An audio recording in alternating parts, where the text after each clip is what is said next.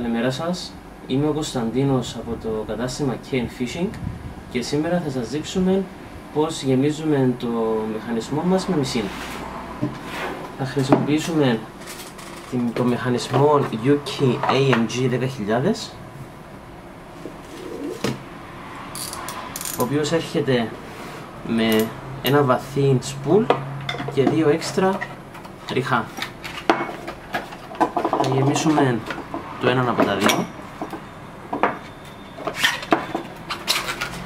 Τα συγκεκριμένα spools έχουν χωρητικότητα 160 μέτρα, άρα θα χρησιμοποιήσουμε 20 πετονιά, κέντα, η οποία είναι πάρα πολύ δυνατή πετονιά και μπορούμε να κατεβούμε πολύ χαμηλά σε διάμετρους.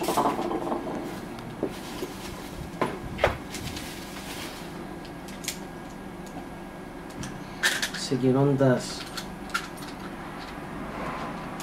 πρέπει να ετοιμάσουμε τον μηχανισμό, αλλάξουμε το σπουλ,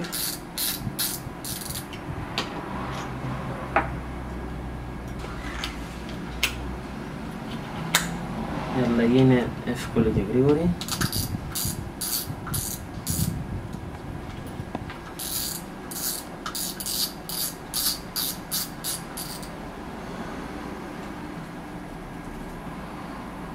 Λοιπόν, τοποθετούμε τον μηχανισμό σε ένα καλάμι για να μας ευκολύνει. Αυτό που μας ρωτάνε πολλοί φίλοι για τους συγκεκριμένους μηχανισμούς είναι η ύπαρξη μιας πολύ μικρής τρύπας στο σπουλ. Ο λόγος για τον οποίο υπάρχει αυτή η τρύπα είναι ο εξής. Όταν θα γεμίσουμε το σπουλ με μυσίνα,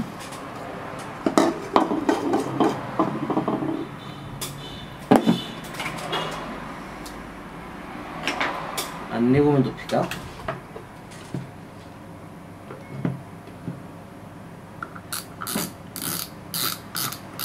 βγάζουμε την πομπίνα και περνάμε την πετονιά μας μέσα από αυτήν την μικρή τρύπα.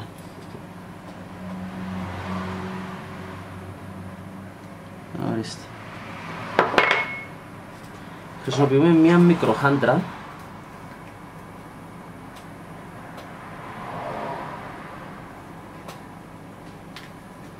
η οποία ουσιαστικά θα σταματήσει τον κόμπο που θα κάνουμε για να μην περνά από την τρύπα.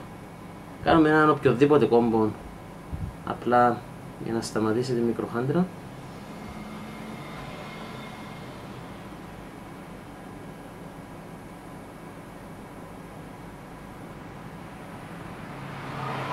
Οτιδήποτε κόμπος, έτσι κι αλλιώς ο συγκεκριμένος δεν κρατάει βάρος, άρα δεν υπάρχει περίπτωση να σπάσει.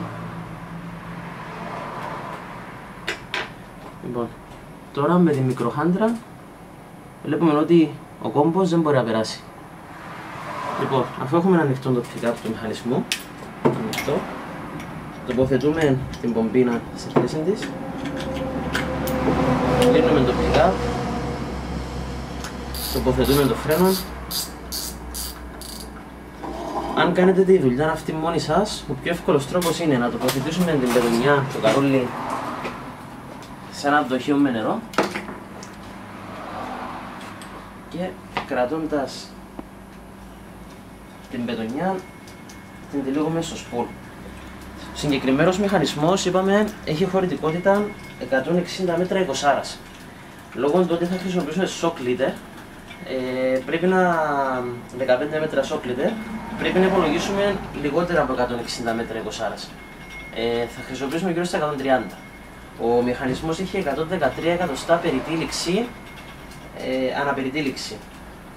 Για 130 μέτρα αυτό αναλογεί για περίπου 100 περιτυλίξεις.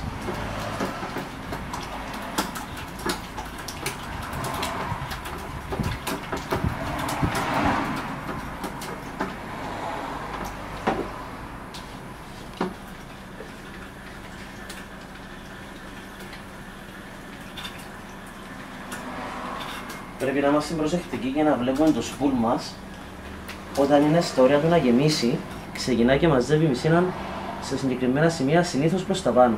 Τώρα η μυσίνα ακόμη κατανέμεται ομοιόμορφα. Σημαίνει ότι χρειάζεται ακόμα λίγο γέμισμα.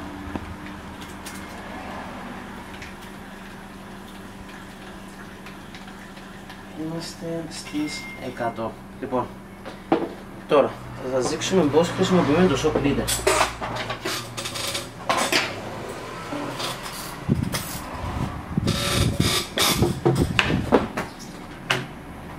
Θα χρησιμοποιήσουμε το συγκεκριμένο shock leader, το οποίο ξεκινάει η διατομή 0.18 και τελειώνει 0.57.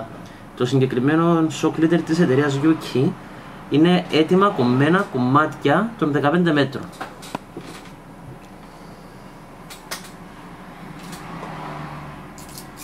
Τώρα, ο κόμπος για το shock leader.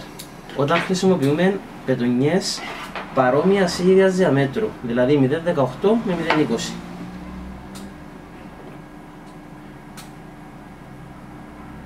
Παίρνουμε τις δύο άκριες και τις σταυρώνουμε.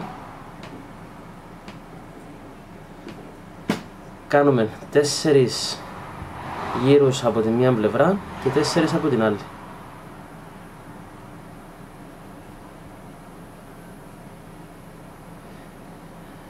Κρατούμε τις δύο άκριες και τις σταυρώνουμε για δεύτερη φορά. Τώρα κάνουμε μόνο 3 γύρους σε κάθε πλευρά.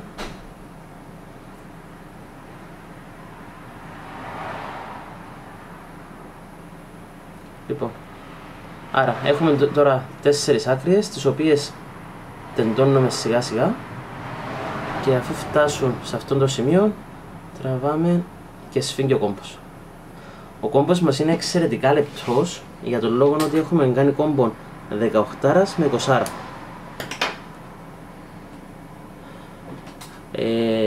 Θα μπορούσαμε να χρησιμοποιήσουμε πιο χοντρή μισίνα, αλλά δεν χρειάζεται για τον λόγο ότι έχουμε ήδη έναν πολύ μικρό κόμπο και μια μισίνα που ξεκινά από 18 και τελειώνει σε 57. Το 57 είναι πολύ χοντρή μισίνα, δεν υπάρχει περίπτωση να σπάσει στη βόλη. Με τον ίδιο τρόπο τοποθετούμε το καρουλάκι μας στο νερό και τυλίγουμε. Όπως είπαμε και πριν, το κομμάτι είναι 15 μέτρα και βλέπουμε ότι η μισίνα σιγά σιγά χοντρένει. Στα 7,5 μέτρα από πορτοκαλί χρώμα γίνεται άσπρο η συγκεκριμένη πετονιά. Όταν φτάσει στο σημείο που πρέπει, κόβεται από μόνο του. Έτοιμο.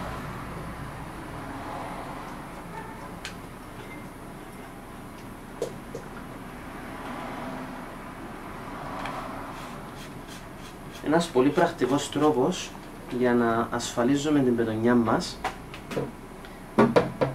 είναι να χρησιμοποιούμε ειδικά καρουλάκια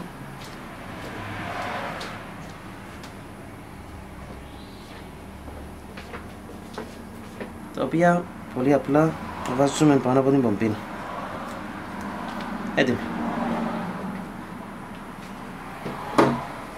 Ένας πολύ απλός τρόπος για γέμισμα των μηχανισμών, shock leader, ή οτιδήποτε θέλετε να ρωτήσετε, μην διστάσετε να γράψετε στα σχόλια κάτω από το βίντεο.